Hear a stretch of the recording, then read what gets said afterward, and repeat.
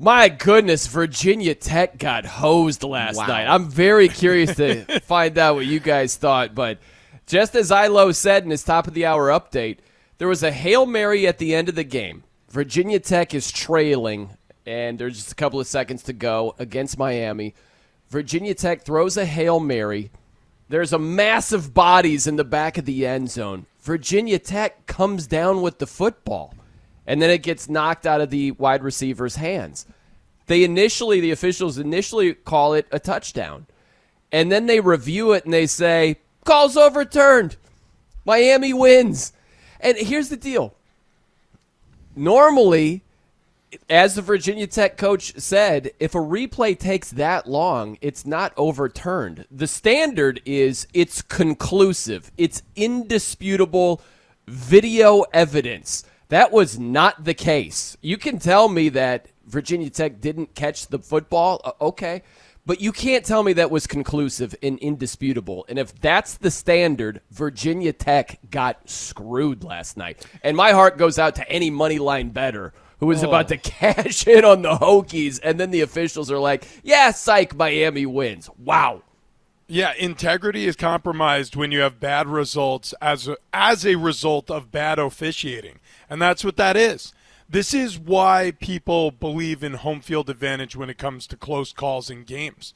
Because I bet you part of the calculus, and I'm not saying all of it, we're all humans, but some of the calculus is, hey, I got to get out of here with my life. You know what I mean? Like, this is going to be a chaotic finish to an already chaotic game. That we're taking too long on this call. So, I mean, all of a sudden, from just a standpoint of how much is going to be thrown at us as we're making our way off the field and what will be thrown at us from the officiating standpoint, what will be thrown at us as we're making our way off the field, I think that was calculated. And again, maybe somewhat subconsciously. But this is the reason why I hate instant replay.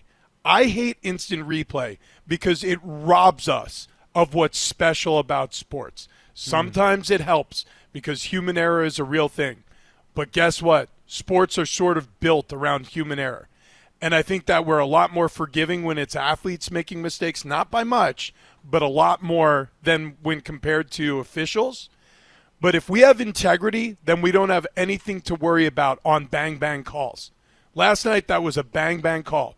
If you believe in your officials and you believe they have integrity, then you go with their first call. And even if it's that's 50-50, it's still a close enough call that in real time it was called a touchdown. Hokies win. Let's move on with our lives. What a game. I thought that game was going to go a very different direction. I really thought that was – right, we've talked about Miami on the show. You give Cam Ward and that offense a ton of credit. They've looked the part through the first few weeks.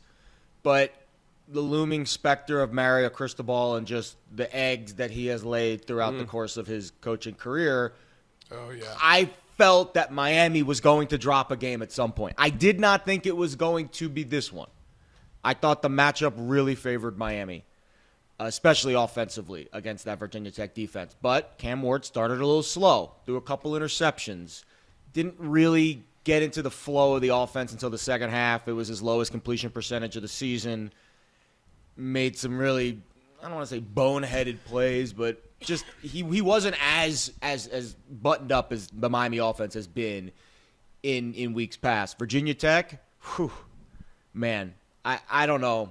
I don't know how you, especially considering they started the year with a couple of really tough losses. Well, last week, loss as a favorite to Rutgers, loss as a favorite to Vandy in the opener. Like, that would have erased all of that. If you go on the road and you beat Miami on a Friday night in a standalone game as a top 10 team. Virginia Tech had some high hopes coming into the year. I hated the overturn. I did. You got to keep that call on the field. And there's really not much else you could say. It happened so – it was such a long period of time. It was almost like the entire, like, circle. Like, it was like, oh, Miami's going to win. Oh, Virginia Tech's going to win. Oh, the game's rigged. Oh, everything sucks. Yeah. Like, it was like the full spectrum of emotions in the time that the play was being reviewed. That's how long it took.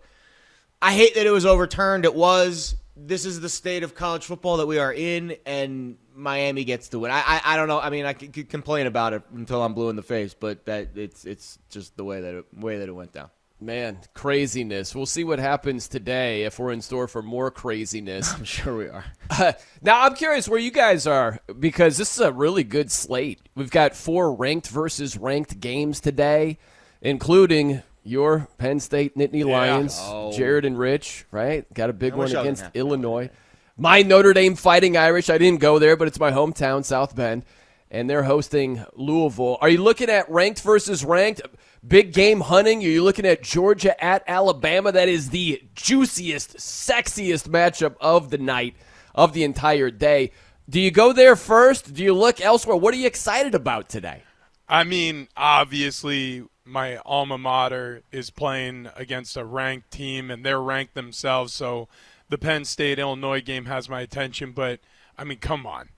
Come on. When it's served up like this, Alabama hosting Georgia, the slimmest of favorites on the road in Tuscaloosa. This doesn't have the same panache, I guess is the word I'll use to describe it, that it did when it was the protege facing the master. But still, even with Kalen DeBoer there as the new head coach doing special things with Jalen Milroe, this has all the excitement you're hoping for. You know, everything's on the line. You know, seeding when the playoffs come, Heisman watch.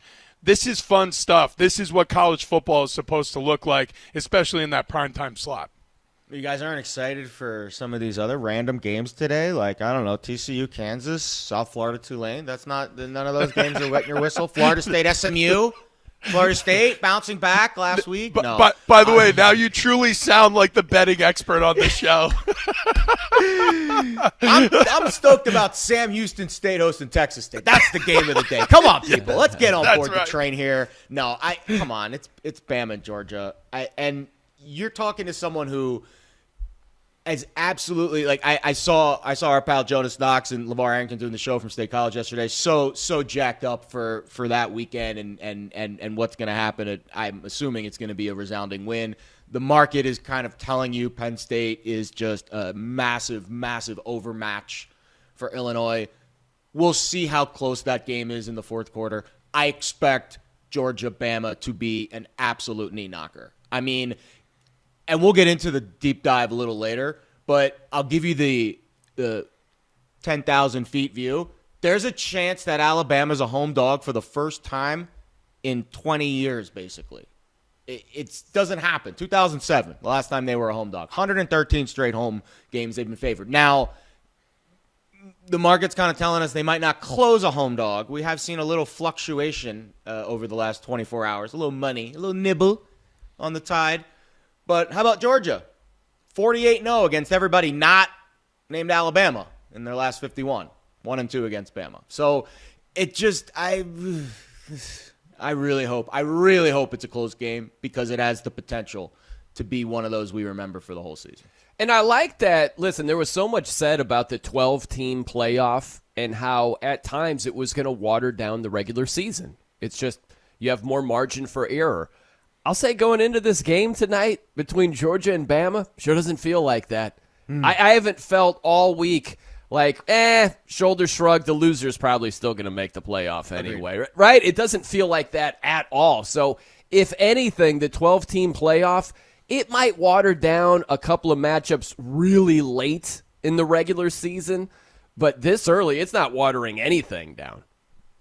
No, because I still feel the consequences of when great teams face each other, both from seeding in the postseason, which is going to be highly important as we edge closer and closer to the months that matter in college football, but also because of individual accomplishment and how important, look, the highly esteemed prize at the end of the season, the Heisman.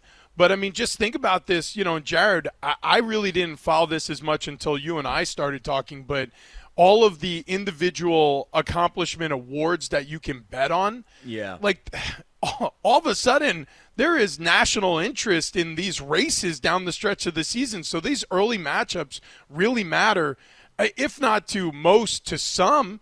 And it's, to me, like, that's it. Like, this is the height of college football when you have top 5 team against top 5 team, and it's placed anywhere on the schedule, it has my attention. And so, yeah, like last night, even though the results were weird at the end with Miami, Virginia Tech, that was still one of those college football classics. You know, you have a great quarterback out to a slow start and then a fun finish. I'm hoping for the same, minus the instant replay controversy at the end of this one between Bama and Georgia. Let's pray this game's not decided by instant replay. You're 100% right about the awards. Like you got Beck that's 16-1 to win the Heisman. You got Milroe at plus 650. One of those guys is going to fall. One of those guys is going to drop. I think it's fair to say if Alabama and Jalen Milroe are very explosive in this game and they pull this game out, doesn't matter what the score is. If Jalen Milroe plays well and Alabama wins by 1, I think he probably deserves to be the Heisman favorite tomorrow.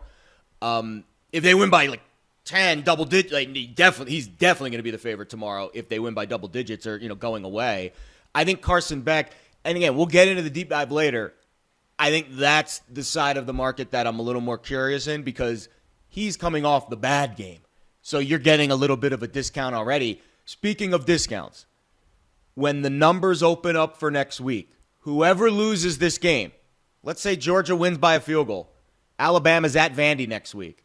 If they push down Alabama's power rating for losing this game, that's a buy low spot on Alabama. Whoever loses this game is probably a really good bet next week. Georgia has Auburn at home and Bama's at Vandy. Like, to me, those are the things that I think about now. Obviously, the game is something I'm thinking about, but you're always one move ahead. Really, it's like 3 moves ahead. I'm thinking about what Bama's number will be next week if they lose, what Georgia's number will be next week if they lose. These are just things that when I wake up in the morning on a Saturday and my prep is already done for the day, I have nothing left to do but watch the games and enjoy. I'm thinking about that next week and how can I get ahead of the market. So it's a tireless job, but there is so much opportunity in the college football markets because of what we talk about, with the playoff being this kind of new specter and all of these teams kind of jockeying. And, we're only in week 5, and we've already seen so much. So it's going to be – I am so jacked up for this Bama game. I think we're going to learn a lot about both teams. I'll tell you what, real fast, I hope what happened last night in the Virginia Tech-Miami game is the exact same thing that happens in this Georgia-Alabama game. I'm dead serious. Oh, my gosh. Because here's the thing. Like, these games, these high-profile games, these SEC games, this is going to sound like it matters more. But it does. There's a reason that's the slogan. It does. It matters more. If we have what happened last night happen today at Bama, think about some of these epic games that have nicknames like the Kick Six, the Grave Digger last year, the play that Alabama ran that was a mini Hail Mary against Auburn. We've got nicknames for these games. If you have what happened last night, like Virginia Tech Miami, it's one of those like, wow, did you see the game last night? It was crazy. They'll talk about this for decades. If it happens in Georgia, Alabama, it'll have a nickname in 10 minutes. I don't even know what they're going to come up with. We'll come up with something that you'll remember and never forget. The Fudge Mary. Something. Something will be the case. But the Faux Mary. Something fake. I don't know. The Faux Mary. Yeah. Now, listen, I also think that this is early legitimacy for Kalen DeBoer. Like, you look at this game and how important this is for one person on the football field. I could make the argument that it is the most important game of his entire career. Because, again, he'll play more important games here coming up even this season. But right now, this is the biggest one of his life. And so I can't even imagine what's swimming through him right now, sitting in the hotel room getting ready to call this football game. He's done a good job with Jalen Milroe this season so far. He's built an offense around his skill set. We'll see if it holds up against America's best passing defense today. Do you think he called Saban this week? I bet you he might have.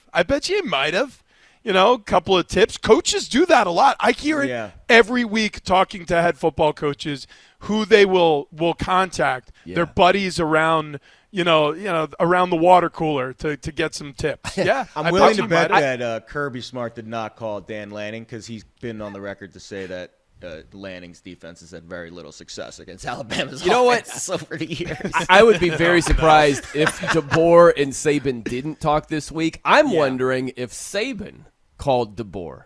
That's what I'm wondering, Mr. Media now, right? I'm watching him on game day right now. He wanted to be involved. Remember when he stepped aside? He's like, I'm still here. Yeah, I'm still involved. Like, that'd be ridiculous for DeBoer not to talk to Saban. You have to. I mean, that puts your team in a better position, Well, all right, we've got Rich Ohrnberger, Penn State All-American, Jared Smith, FSR betting analyst. I'm Brian Noe. It's football time at BetMGM. Use code COUNTDOWN and receive up to $1,500 back in bonus bets if you don't win your first bet. When you register with BetMGM, you get instant access to a variety of parlay selection features, live betting options, signature bets, and the best daily promotions in the business. Download the BetMGM app today or visit BetMGM.com and use code COUNTDOWN to receive up to $1,500 back in bonus bets if that bet loses.